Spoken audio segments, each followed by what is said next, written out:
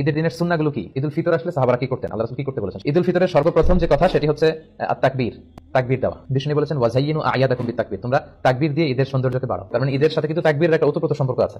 এবং আল্লাহ বলেছেন ওয়ালিতুকমিলুল ইদ্দাহ, রোজার আয়াতের পরে আল্লাহ বললেন তোমরা রোজার 29 দিন বা 30 দিন রোজা পালন করবে, তারপরে ওয়ালিতুকাব্বিরুল্লাহ, তোমরা আল্লাহ তাকবীর দিবে। কেন? আলামা হাদাকুম, এই যে আল্লাহ তোমাদের হেদায়েত দিয়েছেন, 30 দিন সিয়াম পালনের তৌফিক দিয়েছেন, এটার শুকরিয়া স্বরূপ তোমরা তাকবীর দিবে।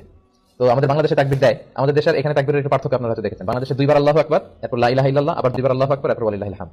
এখানে ওরা 3 বার আল্লাহু আকবার বলে। আর বিশ্ব আমরা দেখেছি একটা স্পেশাল সুরে ওরা পড়ে, ওরা এভাবে পড়ে আল্লাহু আকবার আল্লাহু আকবার আল্লাহু আকবার লা ইলাহা ইল্লাল্লাহ আল্লাহু আকবার ওয়ালিল্লাহিল হামদ। দেখবেন আজকে মাগরিবের সালাতের পর থেকে কিন্তু তাকবীর শুরু হয়ে যাবে। তো ঈদুল ফিতরের তাকবীর হচ্ছে মাগরিবের আজানের পর থেকে। এই যে রাতটা আসছে এটাই মূলত ঈদের রাত, কালকে যে রাত এটা কিন্তু ঈদের পরের দিনের রাত, আরবিতে রাত আগে আসে। তো মাগরিবের পর থেকে আমরা তাকবীর শুরু করব, মাগরিবের পর আসার পর আজকে ফজরের পর ঈদের সালাত পর্যন্ত, দ্যাটস ইট, তাকবীর শেষ। কিন্তু ঈদুল আজহাতে আবার 9 তারিখ ফজর থেকে শুরু করে 13 তারিখ আসর পর্যন্ত 5 দিন আইমুত আসে তাকবীর দিতে হয়।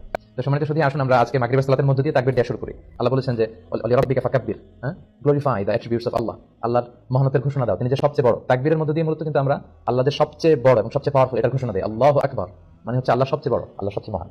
তো প্রথম কাজ হচ্ছে আমরা তাকবীর দিব ইনশাআল্লাহ। দ্বিতীয় দায়িত্ব হচ্ছে সাদাকাতুল ফিতর, সিয়াম পালনের পরে সাদাকাতুল ফিতর আদায় করতে হয়। বিষ্ণু সাল্লাল্লাহু আলাইহি ওয়াসাল্লাম বলেছেন এটা সিগনিফিকেন্স দুইটা, এক হচ্ছে তুহরাতান লিসাইম, রোজা রাখতে যে অনেক সময় আমরা অন্যায় করে ফেলেছি, মিথ্যা বলছি, গীবত টিবত করে ফেলেছি, এগুলো যাতে মাফ হয়ে যায়। 2 নম্বর সিগনিফিকেন্স হচ্ছে তুআমাতান লিল মাসাকিন, যাতে মিসকিনরাও কিছু খেতে পারে। আমরা কালকে পায়েস খাবো, ফিন্নি খাবো, সেমাই খাবো, কিন্তু যারা সুবিধা বঞ্চিত তারা কিছুই খাবে না, এটা আসলে ঈদের শেয়ারিংটা এভাবে হয় না, বরং তারাও যাতে কিছু শেয়ার করতে পারে, খেতে পারে, এজন্য মূলত। আর সম্মানিত শুধু এটা অবশ্যই এটা ডেডলাইন হচ্ছে আগামীকাল ঈদের নামাজ, ঈদের নামাজের আগে আপনাকে পে করতে হবে। ঈদের নামাজের পরে দিলে কিন্তু সাদাকাতুল ফিতরের সওয়াব হয় না।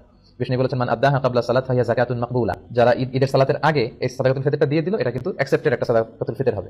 ওমান আদাহা বাদা সালাত, আর ঈদের সালাতের পরে যদি সাদাকাতুল ফিতর আপনি দেন তাহলে ফাহিয়া সাদাকাতুম মিনাস সাদাকাত, এটা নরমাল চ্যারিটি হবে, আপনি সাদাকাতুল ফিতরের সওয়াব পাবেন না। খাবার দিয়ে দিতে বলেছেন বিষ্ণু ইসলাম, 4টা খাবারের কথা পাওয়া যায়, খেজুর দিয়ে, জব দিয়ে, বার্লি দিয়ে, কিশমিশ দিয়ে।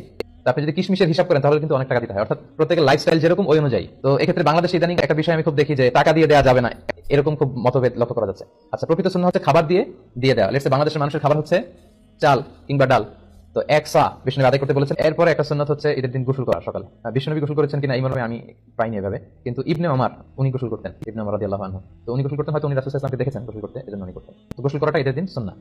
এরপর লুবসু আহসানিস সিয়াব, আপনি নতুন কাপড় বা পাঞ্জাবি যদি থাকে এটা পড়তে পারেন, আর নতুন কাপড় না থাকলে পুরাতন যেগুলো আছে এগুলো ধুয়ে আয়রন করে ওটা পড়তে পারেন। এরপর ঈদের দিন আরেকটি সুন্নাত হচ্ছে আত-তাতিব, তাতিব মানে হচ্ছে তিব ব্যবহার করা, সুগন্ধি, পারফিউম।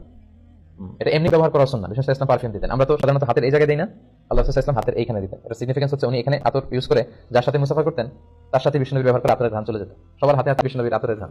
আর বিষ্ণু নবী মাথার এভাবে সিটি করতেন, তো সিটি করে এইখানে আতর ঢেলে দিতেন, কপাল দিয়ে বে বে করতো, এজন্য উনি যেখানে সেজদা দিতেন সব জায়গায় আতরের ঘ্রাণ পাওয়া যেত। হাদিসে এসেছে আরবাউন মিন সুনানিল মুরসালিন, 4টা হচ্ছে সব নবীদের সুন্নাত, এই 4টা সুন্নাত সব নবীদের মধ্যে পাওয়া যায়। এক হচ্ছে খিতান, সব নবীরা সুন্নাতে খাতনা করেছেন। আর নিকাহ, সব নবীরা বিয়ে করেছেন, বিয়েজন ছাড়া। ইয়াহইয়া ঈসা আলাইহিস সালামের ব্যাপারে পাওয়া যায়, হয়তো বিয়ে করেননি। আর সিওয়াক, সব নবীরা মেসওয়াক করতেন। আল উতুর, সব নবীরা পারফিউম ইউজ করতেন। তো সুযোগ হলে আমরা পারফিউম ইউজ করব ইনশাআল্লাহ। এরপরে হচ্ছে আল আকলু ক্বাবলা আল খুরুজ আলা তামারাত আও গায়রিহা, আগামীকাল ঈদের সালাতে যাওয়ার আগে আমরা খেজুর খেয়ে যদি সুযোগ হয় বেরোবো। ঈদুল ফিতরে যেটা হয় মিষ্টি জাতীয় কিছু খেয়ে নামাজে যাওয়া সুন্নাত, কিন্তু ঈদুল আজহাতে আবার বিপরীত, ঈদুল আজহাতে কিছু না খেয়ে নামাজে যাওয়া সুন্নাত। কারণ ঈদুল আজহার সিকোয়েন্স আল্লাহ বলেছেন যে ফাসাল্লি লিরাব্বিকা ওয়ানহার, মানে আগে সালাত করবেন, তারপরে কুরবানি করবেন, তারপরে কুরবানির গোশত খাবেন বা কিছু খাবেন, মানে আসসালাতু আওয়ালান আন-নাহর সানিয়ান ওয়াল আকলু সালিসান। কিন্তু ঈদুল ফিতরের সুন্নাহ হচ্ছে আপনি ঈদগাহে বা মসজিদে যাওয়ার আগে মিষ্টি জাতীয় কিছু খাবেন, খেজুর, চকলেট, হয়তো খাইলেন, মাঝে মাঝে কিন্তু অনেকে করে ইনভাইট করে সবাইকে, হয়তো খাইলেন, মাঝে মাঝে কিন্তু অনেকে করে ইনভাইট করে সবাইকে। আচ্ছা গেল। এরপর একটা সুন্নাত হচ্ছে ঈদের দিনের আয-যাহাব মিন তারিক ওয়াল আউদা মিন তারিকিন আখার, এক রাস্তা দিয়ে ঈদগাহে যাওয়া, আরেক রাস্তা দিয়ে আসা। এটা হচ্ছে ইফ পসিবল, যদি সুযোগ হয়। এটা সিগনিফিকেন্স হচ্ছে হয়তো আপনি এই গলি দিয়ে গেলেন, এই গলি দিয়ে যারা বেরোচ্ছে সবার সাথে দেখা হলো, আর আরেক গলি দিয়ে আরেক রাস্তা দিয়ে আসলেন, ওইখানকার আত্মীয় স্বজন ফ্রেন্ডসদের সাথে দেখা হলো, মানে অনেক মানুষের সাথে শুভেচ্ছা বিনিময়ের সুযোগটা হলো। ঈদের দিন তো আনন্দের দিন, আনন্দটা বেশি শেয়ার করার সুযোগ হচ্ছে এই কারণে। এরপর ইসতিসহাবুন নিসা ওয়াল আতফাল ওয়াস সিবিয়ান হাত্তাল হুইয়াদ, বিষ্ণু সাল্লাল্লাহু আলাইহি ওয়াসাল্লাম বলেছেন ঈদের নামাজে যখন তোমরা যাবে নারীদেরকে, বাচ্চাদেরকে, ফ্যামিলি সবাইকে নিয়ে যাবে, কাউকে ঘরে রেখে যাবে না। কিন্তু দুর্ভাগ্যজনক হলে সত্য আমাদের দেশে এই পরিবেশটা এখনো গড়ে ওঠেনি। জাতীয় ঈদগাহ ময়দান, বাইতুল মুকাররম সহ 2-1টা জায়গায় হয়তো নারীদের ঈদের সালাতের সিকিউরিটির সাথে ব্যবস্থা রাখা হয়, কিন্তু পুরো দেশব্যাপী এটা আমাদের গড়ে ওঠেনি সচেতনতার অভাবে।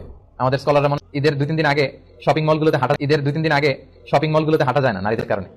তারপর রাস্তাঘাটে, তার পয়লা বৈশাখে আমাদের বোনরা ঠিকই সেলিব্রেট করে, বাট ঈদের ক্ষেত্রে কিন্তু আমাদের বঞ্চিত করা হয়, বলা যে মসজিদে যাওয়া যাবে না, ফিতনা হবে। তো এটার ব্যাপারে সচেতনতা দরকার এবং তাদেরকে একটা সুন্দর সিকিউর প্লেস করে দেওয়া দরকার যাতে করে তারা যেতে পারে। হাত্তাল হুইয়াদ, মেনস্ট্রুয়েশনাল পিরিয়ড চলছে যে নারীদের মাসিক, তারাও যাবে, কারণ তারা এটা থেকে বঞ্চিত হবে কেন?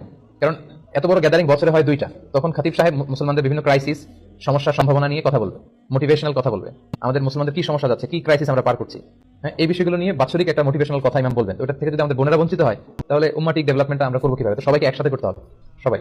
এই জন্য বিশ্বনবী বলেছেন যে পিরিয়ড যাদের চলবে ওই নারীরাও আসতে হবে। এক মহিলা সাহাবী বলেন, ইয়া রাসূলুল্লাহ, আমাদের অনেকের হেজাব নেই, জেলবাব নেই, আমরা কিভাবে যাবো? আল্লাহ রাসূল বললেন, তোমাদের যেই বোনের 2-3টা জেলবাব আছে তাদের কাছ থেকে বড় করে নিয়ে যাবা, যাদের 3টা আছে অন্যদেরকে ধার দিবা। পিরিয়ড যাদের চলে তারা এসে ইয়াতাজিলনাল মুসাল্লা, যেহেতু পিরিয়ড চলছে ঈদগাহে ঢুকবে না, মসজিদে না ঢুকে মসজিদের বাইরে ওয়েটিং এরিয়াতে ওয়েট করবে, ঈদের আনন্দ তারা শেয়ার করবে। ওয়াশতারিকনা দাওয়াতুল মুসলিমিন, ইমাম সাহেবের দোয়া, মুসলমানদের দোয়াতে শরীক হবে। লেটস সে কালকে ইনশাআল্লাহ সকাল 7টার দিকে দেখা যাবে যে 8-10 হাজার লোক এখানে জড়ো হবে। তো শুধু যদি আমরা আসতাম, আমাদের বোনরা বা ভাবিরা যদি না আসে, তাহলে ঈদটা কেমন যেন মনে হচ্ছে যে পরিপূর্ণ হচ্ছে না। কিন্তু মেয়েরা মেয়েদের এরিয়াতে, ছেলেরা ছেলেদের এরিয়াতে যখন ঈদের শুভেচ্ছা বিনিময় করবে, মানে মনে হয় যে ভালোবাসা, সবাই মিলেমিশে একাকার, এটাই ঈদের মূল স্পিরিট বা সৌন্দর্য। এই জন্য এটার জন্য সচেতনতা বৃদ্ধি দরকার। বাংলাদেশে আপনারা এগুলো নিয়ে খুব বিনয়ের সাথে কৌশলী হয়ে কথা বলবেন, যাতে এরকম একটা পরিবেশ তৈরি হয়। আচ্ছা, এরপর হচ্ছে ঈদের নামাজ 2 রাকাত, এটা তো আমরা জানি না। 2 রাকাত, প্রথম রাকাতে 7 তাকবীর, দ্বিতীয় রাকাতে 5 তাকবীর, মোট 12টা তাকবীর দিয়ে আমাদের এখানে সালাত হয়। আর হানাফি স্কুল অফ থটে বা বাংলাদেশে যারা আপনারা শুনছেন, বাংলাদেশে সাধারণত আমরা 6 তাকবীর দেই, 3-3 করে। প্রথম রাকাতে 3 তাকবীর, দ্বিতীয় রাকাতে 3 তাকবীর, এটাও আপনি দিতে পারেন, এটা কোনো সমস্যা নেই। 7-5-12 তাকবীরও হবে, 3-3 করে 6 তাকবীর, এটাতে কোনো সমস্যা নেই ইনশাআল্লাহ। আল্লাহ রাসূল সাল্লাল্লাহু আলাইহি ওয়াসাল্লাম প্রথম রাকাতে সূরাতুল আলা পড়তেন, সাব্বিহিসমা রাব্বিকাল আলা, আর দ্বিতীয় রাকাতে সূরাতুল গাশিয়া পড়তেন, হাল আতাকা হাদিসুল গাশিয়া। তবে এটা ম্যান্ডেটরি না, এটা অপশনাল। ইউআইতে আমি যতবার সালাত করেছি সাধারণত ইমাম এই 2টা সূরা দিয়ে পড়েছে। তবে অনেক স্কলাররা বলে কোনো নির্দিষ্ট নামাজের জন্য নির্দিষ্ট সূরা ফিক্স করে দেয়া মাকরুহ। তো এটার ব্যাপারে বিভিন্ন ধরনের কথা আছে, তবে আপনি চাইলে পড়তে পারেন, আল্লাহ রাসূল যেহেতু পড়েছেন। এরপর হচ্ছে আল ইসতিমতা ইলাল খুতবা বা'দা সালাহ, সালাতের পরে খুতবা শোনা। এই খুতবাটা শোনাও জরুরি, আর এই খুতবাগুলোকে আরো কনস্ট্রাকটিভ ওয়েতে, আরো ইফেক্টিভ ওয়েতে করা দরকার। যেটা আমি বলছিলাম যে বছরের the biggest carnival and festival of Muslim উম্মাহ। সো আমাদের মুসলমানদের ক্রাইসিস, আমাদের সম্ভাবনা, আমাদের সমস্যা